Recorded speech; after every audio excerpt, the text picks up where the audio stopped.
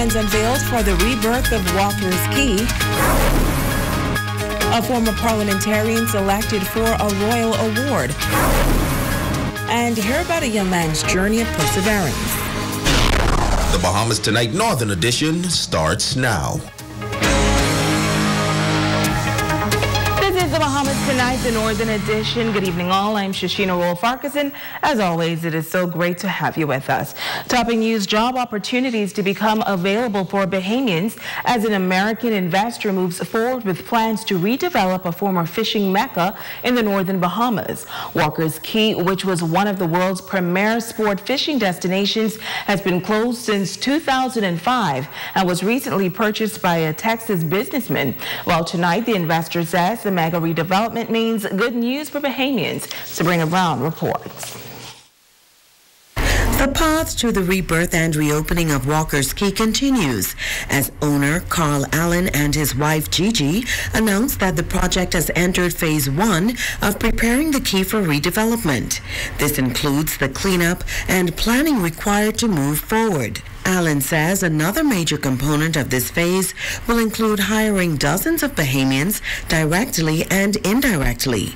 They will join in the efforts already underway that focus on prepping Walker's Key for many of the important upcoming projects.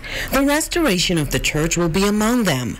The historic and beloved church is a well-known site to past visitors and will serve as a welcome destination for future travelers.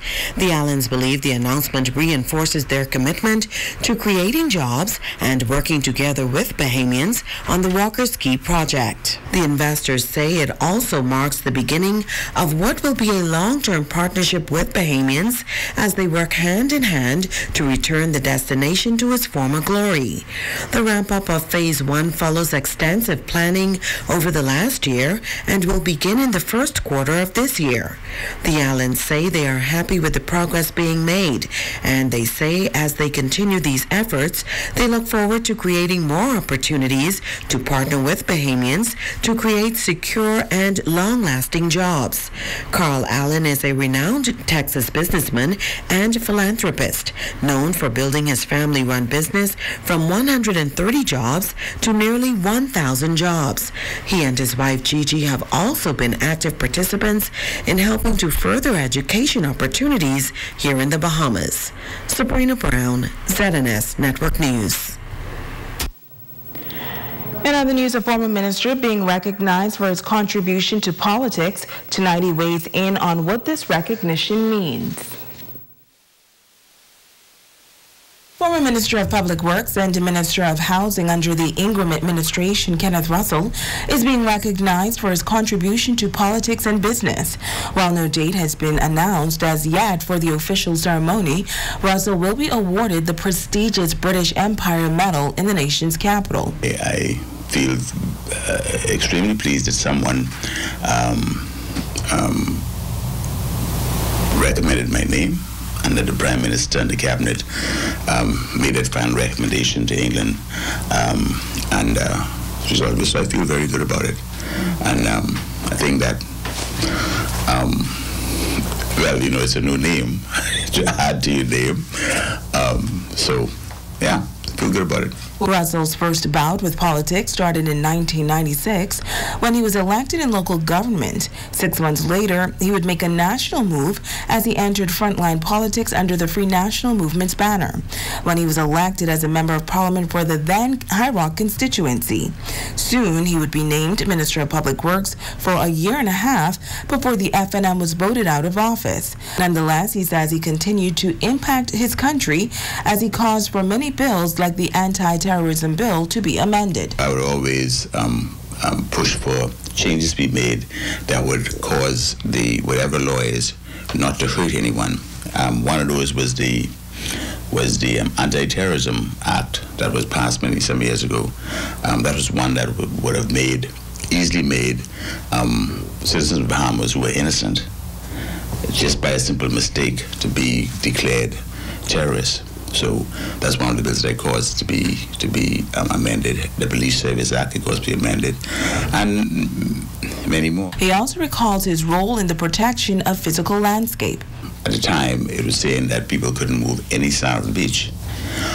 And I said to the Prime Minister in a meeting, I said, Mr. PM, this bill's going to turn all my old people into criminals. He says, what you talking about, man? They're adding what this. I said, but that's what it will do. You see what you mean? As well as section 27 says anyone who removes sound of the beach has committed a crime.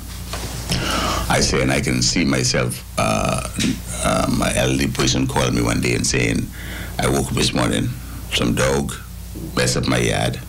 I walked across the beach with my little bucket, got some sand. The police saw me, and now I am in the police station handcuffed, waiting to be charged. And I said, that can't be what you're trying to do. And that caused, again, a big change we made to that bill that allow persons to go on the beach and they can move 1 cubic yard of sand at a time. In 2007, Russell became the Minister of Housing, where he made history within his party. The mandate was to build 600 houses. I built over 800. In fact, I built more houses in less than 4 years than all my predecessors in the FNM housing ministers built in all the years the FNM was in power. And I thought that was a pretty good accomplishment. I guess some other people didn't think so, but I thought a great accomplishment to build 8 more houses than all of them combined, and there was about 6 or 7 ministers before me. He exited the life of politics in 2012, and 6 years later, he is now being recognized for all that he has done. He shares what this means to him. Obviously, whenever I go to any kind of official function, I got to wear this thing.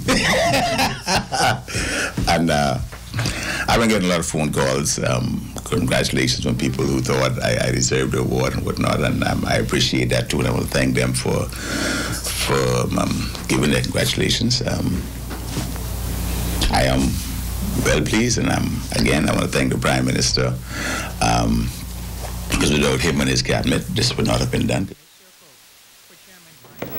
Well, the Grand Bahama Junkanoo Committee meeting at this hour to announce the unofficial winners of the New Year's Day Junkanoo Parade. The cultural show got underway at 5:30 yesterday evening with the opening ceremony, and then at 6 p.m. it was showtime. Tonight, Jay Philippe gives us an overview of that parade. The 2019 New Year's Junkanoo Parade wrapping up shortly after 10 p.m. in downtown Freeport last night. Many say it's one of the better parades Grand Bahama has experienced in quite some time. First out of the gate in the A Division was the Platinum Knights, who dazzled the crowd with a variety of colors.